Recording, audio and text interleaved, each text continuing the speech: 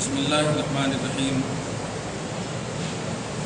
نحمده ونصلي ونسلم على حبیبه الکریم اما بعد فاعوذ باللہ من الشیطان الرجیم بسم اللہ الرحمن الرحیم زین للذین کفروا الحیاة الدنیا ویسخرون من الذین آمنوا والذین اتقوا فوقهم یوم القیامة واللہ یرزق من یشاء بغیر حساب صدق اللہ العظیم۔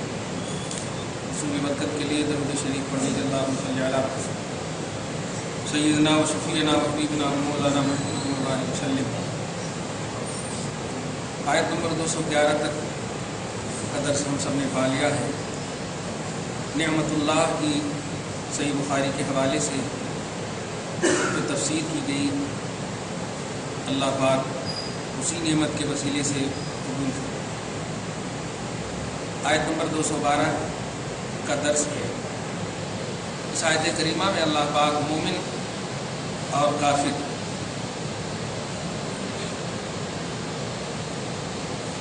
کے حوالے سے خاص طور سے مومنوں کو اپنی جانب مقبول کرنے کے لیے، کچھ کافروں کی وہ باتیں جس سے کہ ایمان والوں کا ایمان مزید تازہ ہو۔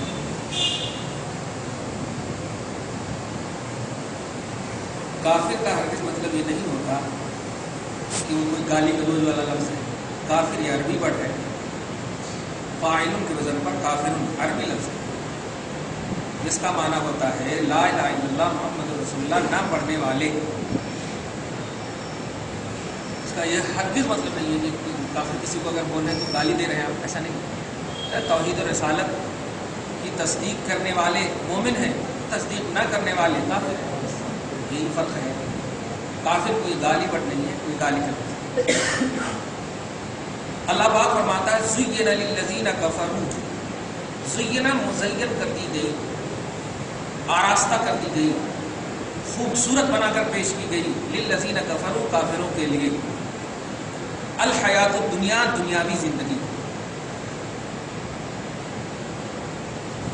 جامع ترمذی کا حدیث بات ہے، مشہور ہے، پڑھتے بھی ہیں آپ، سنتے بھی ہیں۔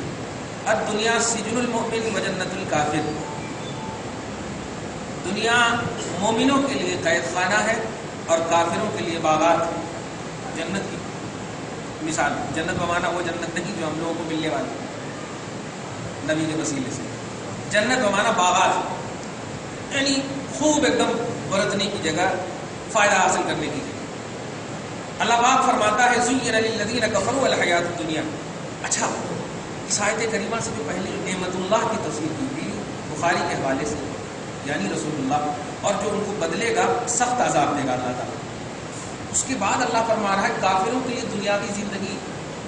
اس کا مطلب یہ ہوا کہ رسول اعظم صلی اللہ علیہ وسلم کو ترجیح دینا یہ ہماری آخرت کو سنوارتا ہے۔ یہ ہے اصل کنٹینیوٹی۔ اگر دیکھیں اس درس میں نعمت اللہ سے مراد رسول اللہ ہے، صحیح بخاری کی حدیث سے، سورہ ابراہیم آیت نمبر 28 کے حوالے سے۔ اب اس کے بعد اللہ پاک نے فرمایا تھا کہ جو بدلے گا اسے سخت عذاب دیا جائے گا، اور اب اللہ فرما رہا ہے کافروں کے لیے دنیاوی زندگی آراستہ کی گئی۔ اب اگر ملا دیتے ہیں تو یہی معلوم ہوتا ہے کہ رسول اعظم صلی اللہ علیہ وسلم ہماری دنیاوی زندگی تو خیر ایزی ہے، آخرت کو سنوارنے کے لیے، آخرت کو سنوارنے کے لیے عقبہ جو ہولناک پہلو ہے، میدان محشر جو ہولناک پہلو ہے، وہاں کام آنے والے، یہ اس آیت کریمہ نے بتایا کہ دنیاوی زندگی یہ کافروں کے لیے آراستہ کی گئی، کافروں کے۔ ورنہ اب جس نبی پر آپ بھروسہ کرتے ہیں وہ نبی کو خود دیکھ رہے ہیں کہ پیٹ میں پتھر باندھنا، یہ پیٹ پہ پتھر باندھنا، اچھا کھانا، یہ سب دنیاوی پہلو، یہ سب دنیاوی پہلو ہے۔ تو دنیاوی زندگی کافروں کے لیے آراستہ کی گئی ہے، اور اسی بنیاد پر آگے فرماتا ہے یسخرون من الذین آمنوا، اور اسی بنیاد پر یہ کفار مومنوں کو دیکھ کر کے مسخرہ یعنی مذاق اڑاتے ہیں۔ یسخرون مذاق اڑاتے ہیں، تمہارے پاس کیا ہے، تمہارے پاس کیا ہے، اقل کے 3% دیا جائے گا، 5% دیا جائے گا، یہ سب ہماری فیصد متعین کرتے ہیں۔ 5 سال کے لمیٹڈ سرکار ہماری فیصد متعین کرتے ہیں، جو ہم 60 سال 70 سال جینے والے ہیں، اور وہ بھی وقت پر نہیں دیتے، یہ فیصد متعین کرتے ہیں۔ ہوتے کون ہو آپ فیصد متعین کرنے والے؟ غریبی کا خاتمہ کرنا، باتیں بہت بناتے ہیں، باہر کا سفر بند کر دو، غریبی خاتمہ ہو جائے گا آٹومیٹک۔ وَيَسْخَرُونَ مِنَ الَّذِينَ آمَنُوا، مسخرہ پنی کرتے ہیں، مذاق اڑاتے ہیں، من الذین آمنوا، ایمان والوں کا۔ اس لیے اللہ پاک یہاں پر کیا کام ہے کہ ایمان والے کبھی بھی اپنے ایمان سے ہٹنا نہیں، اس لیے کہ اس راہ میں، اس راستے میں مصیبتیں، تکلیفیں بس دنیا تک ہے، اس کے بعد جو سکون تمہیں ملنے والا ہے یہ حسرت پھر کریں گے کاش میں مٹی ہو جاتا۔ یہ کفار کہیں گے، یقول الکافر یا لیتنی کنت ترابا، کاش ہمیں یہ جو دنیا کے باغات نہیں ملتے تو اچھا تھا، ارے دیکھیے۔ چنانچہ اللہ فرما رہا والذین اتقوا فوقہم یوم القیامت، جو ایمان والے تقوی کی منزل پر فائز ہیں، مراد یہاں پر ایمان ہی ہے، جو ایمان والے ہیں فوقہم یوم القیامت، وہ ان کافروں سے فوقیت میں رہیں گے یوم القیامت، قیامت کی۔ اللہ پاک فرما رہا ہے کہ آپ کو فوقیت اللہ پاک دے گا، اور یاد رکھیے اللہ عدل و انصاف والا ہے۔ ایک شخص نے بھی اگر آپ کے مطلب یہ کہ ٹوپی پر، چہرے پر، انداز پر، گفتار پر، شریعت محمدی پر آپ کو دیکھتے ہوئے اگر کسی بھی زاویے سے آپ کا مذاق اڑایا ہوگا اور آپ بظاہر ان پر کچھ نہیں بولے ہوں گے، تو ایسا نہیں کہ اللہ پاک چھوڑ دے گا ان کو۔ کل میدان محشر جب قائم ہوگا اللہ اس کو سامنے کھڑا کرے گا اور کہے گا لے آج تجھے بدلہ لینے کا پورا اختیار دے رہا ہو، تیرے اوپر تھوک پھینکا تھا تو بھی اس پر تھوک پھینک۔ یہ عدل ہے۔ ایسی ذلت اور رسوائی ہوگی خزي في الحیات الدنیا ویوم القیامت یردون، وہاں بھی رسوائی ہوگی۔ تو اللہ پاک فرماتا ہے ایمان والے جو ہوں گے فوقہم یوم القیامت، وہ ان پر فوقیت رکھیں گے، بلند ہوں گے یوم القیامت۔ یہ بھی ہوں گے نا نیچرلی طور پر، تو وہاں اللہ تعالیٰ بلند کر دے گا۔ بلکہ حدیث پاک میں آیا ہے، مؤذن صاحب لوگوں کو یہ حدیث ضرور سنا دینا کہ جو بھی 7 سال تک صرف رضا الہی کے لیے، وہ 31 اور 30 کے انتظار میں نہیں، یہ دھیان دیا، کیلنڈر کے انتظار میں نہیں، جو رضا الہی کے لیے 7 سال تک رسول فرماتے ہیں اذان دے دے گا، اللہ پاک اس کو اتنا بلند کر دے گا، لمبا، اطول اعناقن، اعناق مانے گردن، وہ نیچے مطلب گڈھا بھی ہوگا نا تو اس کو اللہ تعالیٰ کھینچ کر بلند کر دے گا، لوگ دیکھیں گے ارے یہ تو اتنا لمبا نہیں تھا، آواز آئے گی یہ ہمارے مؤذن ہیں، یہ اللہ کی رضا اور خوشنودی کے لیے اذان دیتے تھے۔ رسول فرماتے ہیں اذن 7 سنین، جس نے 7 سال تک رضا الہی کے لیے اذان دیا، خوشنودی کے لیے اذان دیا، تو اللہ تعالیٰ ان کے گردن کو بلند فرما دے، گردن کو بلند فرما دے۔ خیر، تو یہاں پر فرمایا یہ ایمان والے فوقیت پر رہیں گے، بلندی میں رہیں گے، اور آپ کا ایمان الحمدللہ اللہ کی بولی پر ہے ہماری۔ اس لیے ہم دنیا میں اگر حالات سے دوچار ہیں تو حالات کو دوچار کبھی بھی نہیں کرتے کیا، مگر حالات سے دوچار ہے تو یہ وقتی ہے اور لمیٹڈ ہے۔ ان لمیٹڈ زمانے میں، خیر زمانے میں، ابقا زمانے میں جو باقی رہنے والی دنیا ہے، وہاں اللہ پاک آپ کو فرما رہا ہے کہ ہم تمہیں ان باغات میں رہنے والوں پر فوقیت دیں گے، کفاروں پر فوقیت دیں گے۔ اور سنو، اور سنا دیتا ہوں کیا کہیں، واللہ یرزق من یشاء بغیر حساب۔ کمال ہے، اللہ رزق عطا فرماتا ہے، بلکہ عطا فرماتا ہے من یشاء، جسے چاہ لے۔ چاہت تو 2 پہلو سے نظر آ ہی گئی، ظاہر ہے اللہ پاک ایمان والوں کی تعریف کر رہا ہے، کافروں کے مقابلے میں بندے دونوں ہیں، تو یہیں پر سے سمجھ آ گیا کہ اللہ ایمان والوں کو چاہ رہا ہے، تب تو تعریف فرما رہا ہے۔ لیکن چاہت میں مزید چاہت جس کو بولیے، چاہت بالائے چاہت جس کو بولیے، اللہ فرما رہا ہے کہ جسے چاہ لوں گا بے حساب عطا فرماؤں گا۔ تمہاری عطا، لین دین، دنیا کے پہلو یہ سب لمیٹڈ ہیں، یہ تم خود جانتے ہو۔ بڑے بڑے چلے گئے قارون، بڑے بڑے حامان چلے گئے، شداد چلے گئے، سب چلے گئے، تم خود نے اپنی آنکھوں سے دیکھا، یہ لمیٹڈ باغات سے افیکٹڈ مت ہونا۔ ہماری شان یہ ہے کہ ہم تو ان پر بھی تمہیں دیں گے، اگر تمہیں تکلیف ہوئی کہ ان کو اتنا دیا اللہ تعالیٰ، میرے کو اتنے دیا، اگر اس سے تکلیف بھی ہوئی ہے تو اس سے بلند کریں گے، اور بلند کرنے کے بعد ایسا نہیں کہ خالی بلند کر دیں گے، یرزق من یشاء بغیر حساب، بے حساب عطا کریں گے۔ چنانچہ پارہ نمبر 24 کی ایک آیت کریمہ ہے، بڑی اچھی آیت ہے، اللہ تعالیٰ ہم سب کو اس کی تفسیر بنائے۔ لکم فیہا ما تشتہی انفسکم، کمال۔ دیکھیے چاہت کا جو مرکز ہوتا ہے وہ نفس ہی ہوتا ہے، تو انسان منہ سے نہیں چاہتا کچھ بھی، نفس اگر چاہ لے تو الحمدللہ، پیٹ اگر بھرا ہوا ہو اچھے سے اچھی بریانی کیوں نہ ہو نہیں کھا، کیونکہ نفس نہیں چاہ رہا، تو نفس کی طرف نسبت کی ہے چاہت کے اللہ پاک نے۔ لکم فیہا ما تشتہی انفسکم، اگر تیرا نفس خواہش کرے گا کسی بھی چیز کی تو لکم فیہا، جنت میں وہی چیز تمہیں ملے گی۔ اور جانتے ہیں जन्नत जब आपको मिलेगी तो ईमान ही की बुनियाद पे मिलेगी, अब वहाँ उल्टी पुल्टी तो ख्वाहिश कर नहीं सकते, ये तय है। तो जन्नत में अच्छी ही ख्वाहिश करेंगे आप, यहाँ तक के बीवी बाल बच्चों की भी ख्वाहिश करेंगे तो अल्लाह पाक उसमें अता फरमाएगा। लहुम फीहा अज़वाजुम मुतहहरा, पाक दामन एकदम हर तरह से, वहाँ कोई खून खान, कोई उल्टे पुल्टे, कोई तसव्वुर ही नहीं होगा। पाक बीवियां, पाक बच्चे एक अंदाज में होंगे। बल्कि तफसीर में ये भी आया है कि अगर कोई बेटा चाहेगा, औलाद चाहेगा तो अल्लाह पाक पैदा कर देगा ऐसा साफ सुथरा करके, एकदम 30 साल की उम्र वाला सामने रख देगा, बाप भी उतनी उम्र का, बेटा भी उतनी उम्र का, इक्वल बनाएगा जन्नत में, किसी को बड़ा छोटा नहीं करेगा। तू में होगा ना बड़ा छोटा, अबे तू खाया, अबे तुम्हें होगा ही नहीं, एक इक्वल रखेगा अल्लाह ताला। सब जन्नती अगर होंगे तो जो भी ख्वाहिश करेंगे अल्लाह पाक आपको अता फरमाएगा। और जन्नत में दाखिले की पहले सोचना है, दाखिला हो गई तो अच्छी ख्वाहिश होगी, उल्टी ख्वाहिश नहीं होगी। फिर भी अल्लाह ने नफ्स ही की तरफ निस्बत की है, वल्लाहु यर्ज़ुक़ु मन यशाउ बिग़ैरि हिसाब, अल्लाह जिसे चाहता है बेहिसाब अता फरमाता है। अब आगे की जो आयत आ रही है ये निहायत ही अहम आयत है, इसको तवज्जो सुनिएगा। आयत नंबर 213, कान अन्नासु उम्मतन वाहिदा, लोग एक ही उम्मत थे।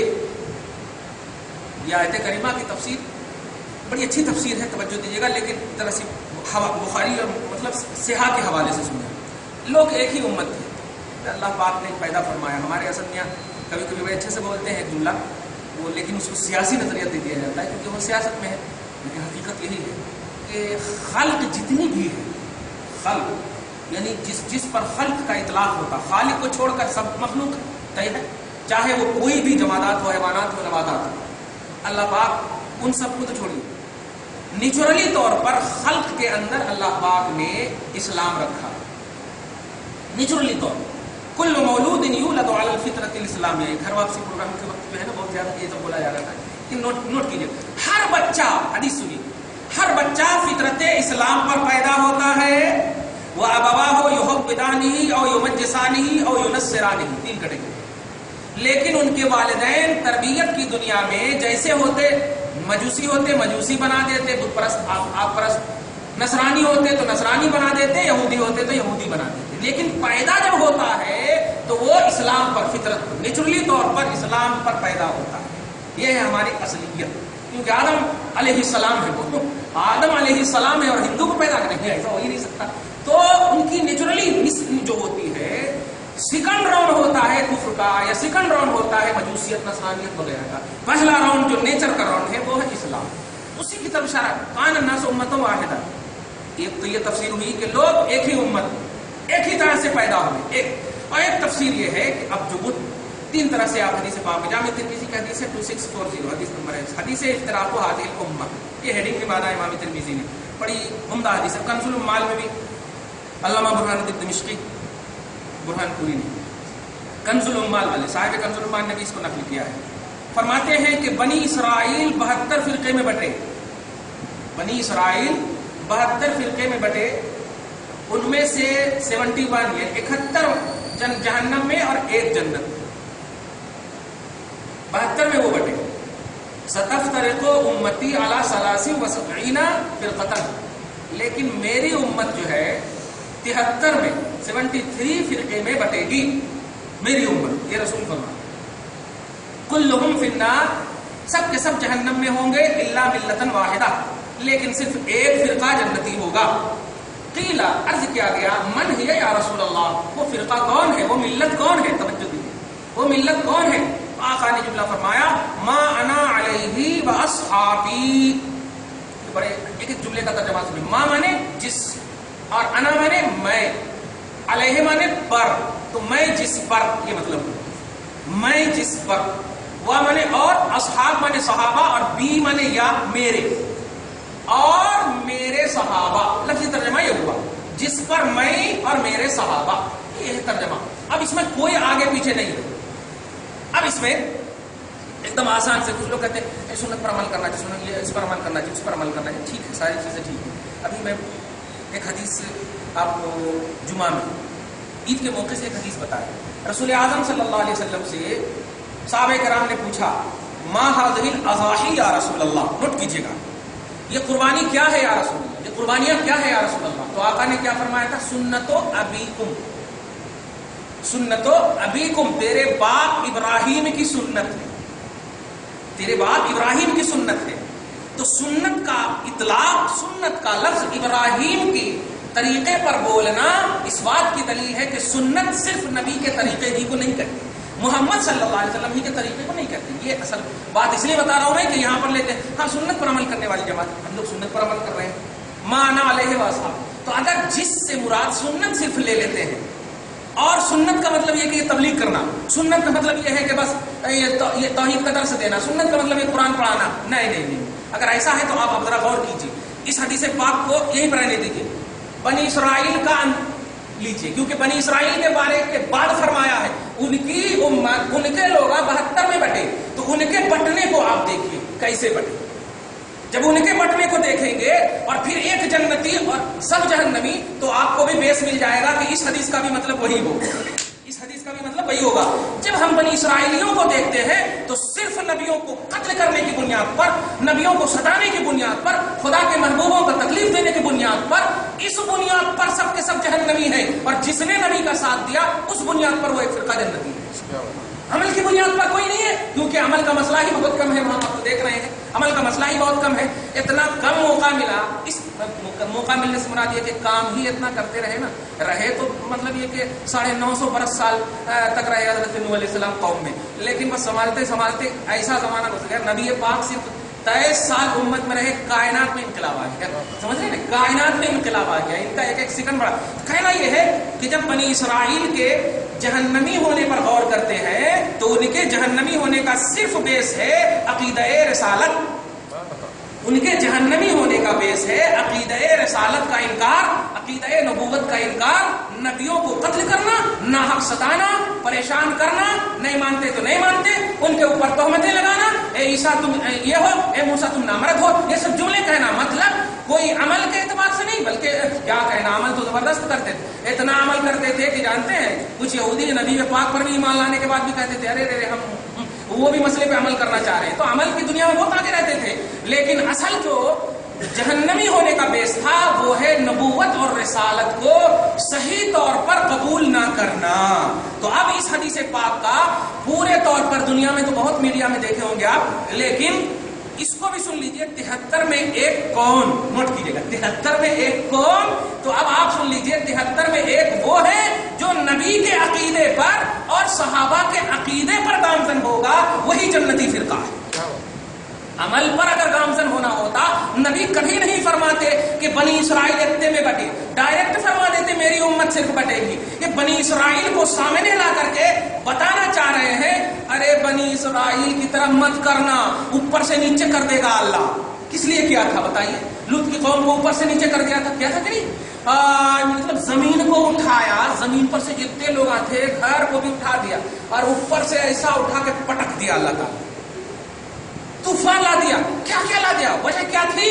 صرف کہتے تھے نبی ارے میرے ساتھ دو، میرا ساتھ دو، میری بات مانو، میرا ساتھ دو، میری بات مانو. نہیں مانتے ہم اس طرح سے. تو جنہوں نے نبی کی بات نہیں مانی، اور نبی کو ماننا یہ عقائد سے تعلق رکھتا ہے، نبی کی ماننا یہ عمل سے تعلق رکھتا ہے، اور نبی کو ماننا یہ عقائد سے تعلق رکھتا ہے. اور کو ہی نہیں مانا تھا ان لوگوں نے. توجہ دیا، نبی کی ماننا مطلب نبی کی بات تو مانتے. ہاں یہ تو ٹھیک کہہ رہے. چنانچہ سورہ نساء کی آیت کریمہ دیکھیں 62 کہ جب ان کو اعمال کی طرف بلایا جائے، ان یہودیوں کو، منافقوں کو اعمال کی طرف بلایا جائے تو دوڑتے ہوئے چلے جائیں گے، اور جب نبی کی طرف بلایا جائے تو بولتے ہیں کہ سر میں درد ہے. اذا قیل لهم تعالوا الى ما انزل الله والى الرسول، جب اللہ اور رسول مطلب احکام اور رسول کی طرف بلایا جائے تو آپ اے حبیب آپ دیکھو گے کہ یہ آپ کو چھوڑ کر کے احکام کرنے کے لیے چلے جائیں گے، عمل کرنے کے لیے چلے جائیں گے. قرآن پاک کی آیت کریمہ ہے. کیا مطلب ہوا؟ ذات نبوت، ذات رسالت یہی مراد ہے. اسی لیے آقا نے یہ نہیں فرمایا ما انا علیہ وما انا علی اصحابی، ما انا علیہ وعلیہ اصحابی یا وعلی اصحابی، جس پر میں ہوں اور جس پر میرے صحابہ، صرف اتنا فرمایا. اس کا مطلب یہ ہوا کہ یہ حدیث پاک اللہ کے رسول بتانا چاہتے ہیں کہ جو عقیدہ میں نے دیا ہے، جس طرح عقیدہ میں نے دیا ہے، اس عقیدے پر گامزن رہے جیسے کہ صحابہ رہے تو جنتی فرقہ. یہ ہے اصل مطلب. تو اس حدیث پاک سے عقائد مراد ہے، اور اس لیے بھی آپ اس کو مراد لیجئے نا کہ اگر اعمال اگر اس سے مراد لے لیتے ہیں اور عقائد کو چھوڑ دیتے ہیں تب تو پھر ایمان مؤخر ہو جائے گا اور عمل مقدم ہو جائے گا. ایمان مؤخر ہو جائے گا اور عمل مقدم ہو جائے گا. مقدم کا مطلب عمل کا درجہ پہلے آ جائے. اور اللہ کے رسول جنت کا فیصلہ فرما رہے ہیں, اور جنت اور جہنم کا فیصلہ ایمانیات سے تعلق رکھتا ہے. توجہ دے رہے. اللہ کے رسول فرماتے ہیں لا ینجی احدکم بعملہ, تم میں کا کوئی بھی اپنے عمل سے نجات نہیں پائے گا, ایمان سے نجات پائے گا. نوٹ کر رہے ہیں آپ؟ تو اللہ کے رسول کہہ رہے ہیں کہ جنتی فرقہ کون ہے, تو جنت کا پروانہ دینا اس بات کی دلیل ہے کہ مراد ایمان اور عقیدہ ہے. تو اب کیا مانا ہوا؟ جس پر میں اور میرے صحابہ. اب صحابہ جب کہہ دیا تو اور بھی تفسیر لے لیجیے قرآن پاک کی ایک تفسیر کہ رسول اعظم صلی اللہ علیہ وسلم پر اترا ہوا کلام سورہ بقرہ کے آیت نمبر 137, صحابہ کے ایمان کو بیس بنانے کہا اللہ نے ڈائریکٹ. اے ایمان والو, ایسا ایمان لانا جیسا صحابہ لائے. ان آمنوا بمثل ما آمنتم به فقد اهتدوا. جو دے رہے ہیں میں حدیث افتراق حاضر الامہ, یعنی امت جو 73 میں بٹی ہے اس کو بڑے عجیب انداز میں پیش کرتے ہیں. یہ جو ہمارے اندر قادریت, چشتیت, رضویت, اشرفیت ہے, اس کو بٹنا بولتے ہیں. نہیں, اس کو بٹنا نہیں بولتے. یہ اس کو ایک بیٹے کے 5 بیٹے ہیں. یہ بیٹے ہیں, یہ بٹے نہیں ہیں.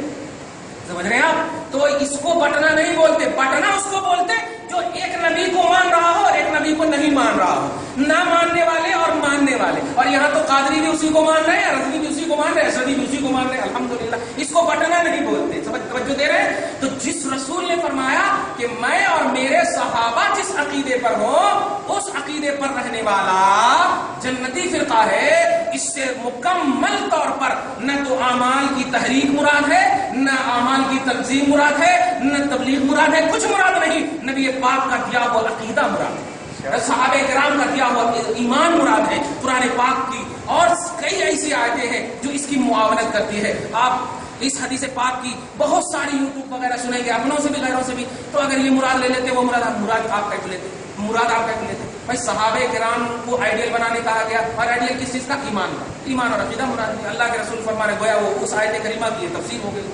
یا یہ حدیث پاک جو ہے نا, یہ حدیث پاک مجمل ہے اور وہ قرآن پاک اس کی تفسیر ہو گئی. اس میں کیا ہے؟ کوئی حد نہیں.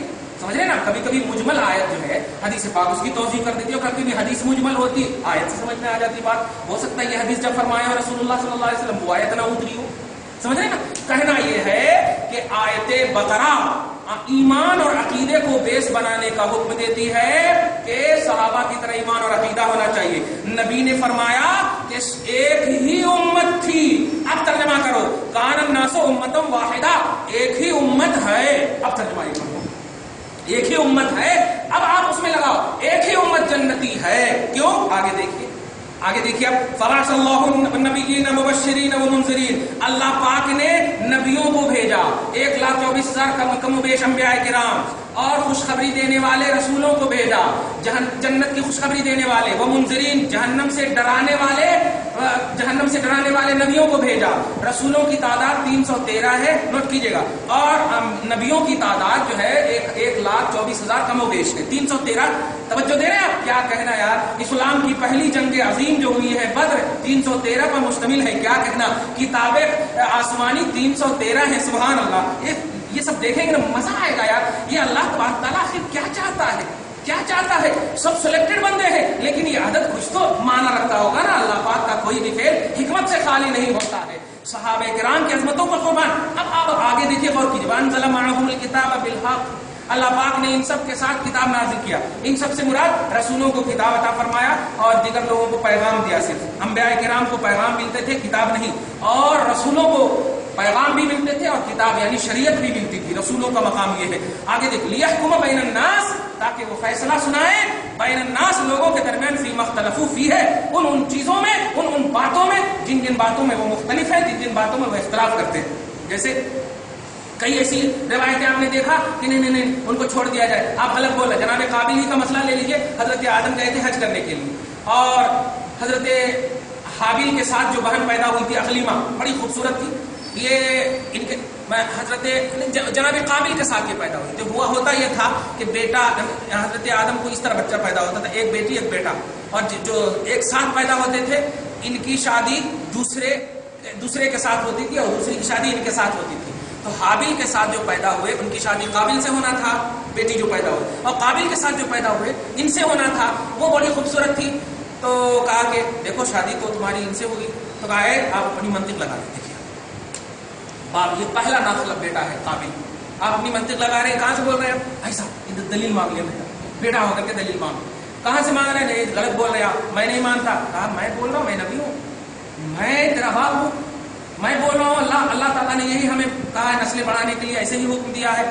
تو نا آپ غلط بول رہے ہیں, میں نہیں مانتا. اچھا تو اچھا ٹھیک ہے, آپ کہہ رہے تو ٹھیک ہے. ادھر حضرت آدم گئے حج کرنے کے لیے, ادھر جناب حابیل کو قتل کر دیا. پورا واقعہ پارہ نمبر 6 میں انشاءاللہ آئے گا.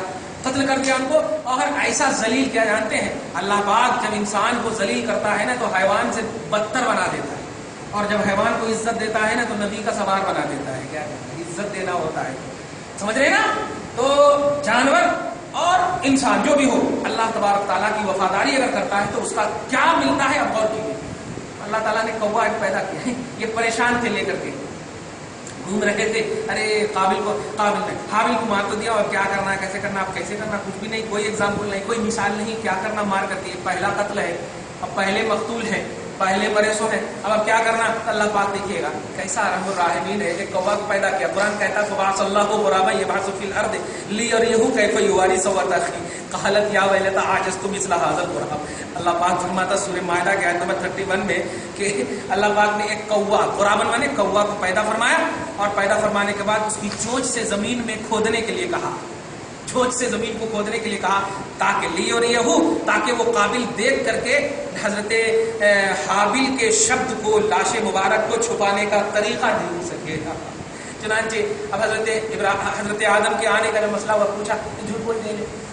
کہنا یہ ہے کہ اختلاف جب کیے, فیصلہ حالانکہ اللہ تعالیٰ کی طرف سے فرمایا جا رہا ہے, اور دیکھ بھی لیا کئی ایسے مسئلے, دیکھ بھی نہیں فیصلہ یہ ہے, ہمارا فیصلہ ہے, ہمارا نہیں مانو. تو نبیوں کو جو پیغام اللہ کی طرف سے ملتا وہ اختلاف کرنے والوں کے سامنے اتمام حجت کے لیے ملتا ہے, حق پیغام ملتا ہے, اور اگر جو مان لے تو کامیاب ہو جاتا. چنانچہ اللہ فرما رہا ہے کہ فی مختلف فیہ ہے کہ ان لوگوں کو کتاب حق کے ساتھ اس لیے دیا جاتا تاکہ یہ فیصلہ کریں لوگوں کے درمیان ان باتوں میں جو لوگ جس میں اختلاف کر لیے.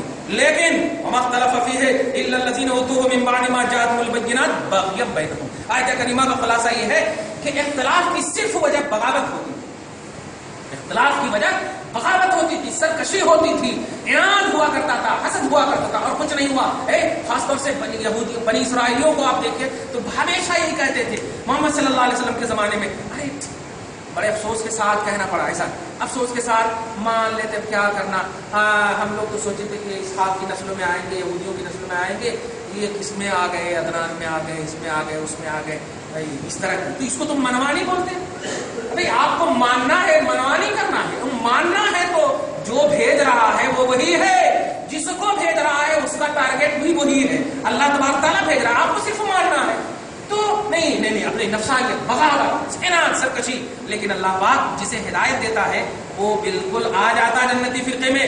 چنانچہ فرماتا فہد اللہ الذین آمنوا لما اختلفوا فیہ, اللہ ہدایت فرماتا ہے ان کو جو مانتا, آمن جو مانتا, لما اختلفوا فیہ اس چیز کی وجہ سے جس چیز میں وہ لوگ مختلف ہوئے. مراد جو نبی, خاص طور سے پیغمبر اعظم صلی اللہ علیہ وسلم کہ جو چیز لا کر کے دیا, ایسا کرو, یہ کرو, یہ کرو, میں کہہ رہا ہوں میں اللہ کا نبی ہوں, یہ وہ ہوں, میں نہیں مانتا, نہیں مانو. تو اسی مطلب یہ کہ اسی نہ ماننے کو دیکھ کر کے ایمان والے ایمان لے آتے تھے. ایسا کیسے ہوتا جی, کل تک بولتے تھے, ہمارے کو بولتے تھے, جیسے حضرت سلام ابن مشکم وغیرہ یہ سب کہتے ہیں کہ تم ہی تو ہم کو بولتے تھے نا کہ محمد یہ آنے والے, ان کی شان یہ ہوگی, توریت میں یہ ہے, انجیل میں یہ ہے, ایسا ہے ویسا, اور آج آ گئے تو تم کرنے لگ رہے ہو. یہ سب میں نہیں بولتا تھا, اس وقت بھی انکار کر دیتے, اور اپنے ساتھیوں سے بھی یہ لوگ انکار کر دیتے تھے. تو یہی بیس بنتا تھا کہ نہیں یہ تم جو ہے نا ماننے اور منوانے کا جو پہلو ہے تمہارے نزدیک وہ نفس ہے, وہ بغاوت ہے, سرکشی ہے, حقیقت نہیں ہے. حقیقت ہوتی تو من وعن جو اوصاف توریت میں تم نے دکھائے تھے, سارے اوصاف اور کمالات کے ساتھ ویسے ہی محمد نظر آ رہے ہیں, مان لو ویسے ہی محمد. تو ان کا اختلاف بھی ایمان کا سبب بنتا تھا, ایمان کا سبب بنتا تھا. جو کہتے تھے کہ ایسے آنے والے ہیں, اور جب ماننے والوں کو اللہ تعالیٰ ہدایت دیتا, انہی میں سے تو جو سرکش ہوا کرتے تھے وہ کہتے ہیں نکو مانو, تم بولتے تھے اس لیے مان رہے, اچھا تیرے کہنے پر نہیں ماننا, تیرے کہنے پر ماننا, چل ماننا نہیں ماننا یہ دو کیٹیگری. تو ایک ہی وقت میں کہاں سے؟ تو دیکھیے ان کے اختلاف بھی ان کے نظریہ. جن کے دل میں ہونٹ ہوتا ایسا ہی ہو, اور جن کو اللہ تعالیٰ ہونٹ سے دور رکھتا, بغاوت سے دور رکھتا, اس کو ہمیشہ دور رکھتا. چنانچہ حضرت معاذ بن جبل, حضرت عبداللہ ابن سلام, یہ سب حضرات یہودیت سے تعلق رکھتے تھے قبیلہ کے اعتبار سے, لیکن اللہ نے ان کو ہدایت دی. فہد اللہ الذین آمنوا, اللہ نے ان ایمان والوں کو ہدایت دی. لما اختلفوا فی, اس چیز کی جس چیز میں وہ لوگ مختلف تھے, یعنی وہی نبی پاک سے من الحق, یعنی حق کی باذن ہی, اور یہ اذن ہو چکا تھا. اللہ یہ تو بتانا چاہ رہا ہے اللہ تبارک تعالیٰ. یہ اسی لیے کہا جاتا ہے بندہ ایک قدم بڑھاتا ہے اللہ 70 قدم بڑھاتا ہے. بندہ جب 70 قدم بڑھاتا ہے تو اللہ 70-100 قدم بڑھاتا ہے. وہ قدم سے مراد یہ نہیں کہ آپ کے ساتھ ساتھ چلتا, آپ کے ساتھ کا ہو جائے, ایسا نہیں. مطلب یہ کہ اللہ پاک ایسا نہیں کہ تم کو ہم بس انسان بنا دیے بیٹھے رہو اور ہم دیں گے اور تم کھاتے رہو, ایسا نہیں. تم بھی محنت کرو, تم بھی قدم بڑھاؤ. ارے نبی اتنا جمال والا, اتنا خوبصورت, یا اللہ, جو آسمان, چاند, کہکشاں, سورج, چاند, ستارے ساری بلائیں لینے کے لیے حسرت کرتے ہیں, انتظار کرتے ہیں, اور فرشتے بار بار مجھ سے ریکویسٹ کرتے ہیں بھیج مولا, بھیج مولا نبی کی بارگاہ میں, نبی کی بارگاہ میں, اور تمہیں دے دیا ہے میں نے تیرے سامنے اور تم مکر رہے ہو. بے وقوف کہیں گے نہیں. تم کو بھی بڑھانے کی میں نے مطلب عقل دی ہے, سوچ دی ہے, سب کچھ دی ہے, اس کو یوز کرو, اس کو بھی استعمال کرو. اللہ پاک آگے فرماتا ہے کہ واللہ یہدی من یشاء الی صراط مستقیم, لیکن اللہ چاہتا جسے ہے اسے ہی صراط مستقیم عطا کرتا ہے. پوری آیتوں کی اگر کنٹینیوٹی کو آپ دیکھیں گے تو پورے کا خلاصہ یہی نظر آئے گا, اے ایمان والو لگے رہو مصطفیٰ سے, اے ایمان والو لگے رہو مصطفیٰ سے. تو آج کی 2 آیت کی مطلب تلخیص, سب سے بڑی تلخیص جو آپ کو ملی, کہیں پر بھی آپ کو ملے, رسول اللہ صلی اللہ علیہ وسلم نے 73 فرقہ فرمایا ہے, تو 73 فرقے میں آپ یہ لوگ اپنے میں مت لیجئے گا, ہاں ارے سب تو ایک ہی جنت میں جائے گا. اور ایک یہ دیکھیے گا حنفی, مالکی, شافعی, حنبلی, یہ بھی فرقے نہیں ہیں, نوٹ کیجئے گا. فرقے سے مراد جو نبی پاک کے نام پر الگ ہو, نبی پاک کے نام پر الگ ہو. توجہ دے رہے ہیں, جیسے رسول اعظم صلی اللہ علیہ وسلم ہے, نور ہے, توجہ دیجئے گا, ایک یہی رسول پاک نور نہیں ہے, یہ فرقہ بنے. لیکن جب امام مالک, امام شافعی, امام احمد بن حنبل اور امام اعظم, ان سب کی بارگاہ میں آپ جائیے, سب کا عقیدہ ایک ہی ہوتا ہے نبی کے بارے میں. دیکھ رہے ہیں, سب کا نظریہ ایک ہی ہو رہا. تو یہ مطلب یہ تصور بھی جو ظاہری طور پر حنفیت, شافعیت, مالکیت, حنبلیت, یہ سب جو ظاہری طور پر بٹے نظر آ رہے ہیں, یہ بیٹے ہیں, بٹے نہیں ہیں. توجہ دیجیے گا, اسلام کے یہ بیٹے ہیں, یہ اسلام میں بٹے ہوئے نہیں ہیں. بٹنے سے مراد عقائد میں بٹنا. ایک نبی کو ان کی شان کے حساب سے نہیں ماننے والے فرقے اگر 73 میں ہے تو 72 چلے جائیں گے, اور ایک ماننے والا اگر یہی ہے, بیٹوں کی طرح اگر مان رہا ہے, تو وہ نظر تو آ رہا ہے لاکھوں میں, مگر وہ ایک ہے. نظر آئے گا لاکھوں میں, قادریت, حنفیت, شافعیت سب نظر آئے گا. لیکن ہم اگر آپ سے پوچھیں, آپ الحمدللہ قادری ہیں, الحمدللہ قادری, ہاں, تو یہ بتائیے نبی پاک نور ہے یا بشر ہے؟ الحمدللہ ہے, ہاں بشر بھی ہیں لیکن ہمارے سر کے نہیں.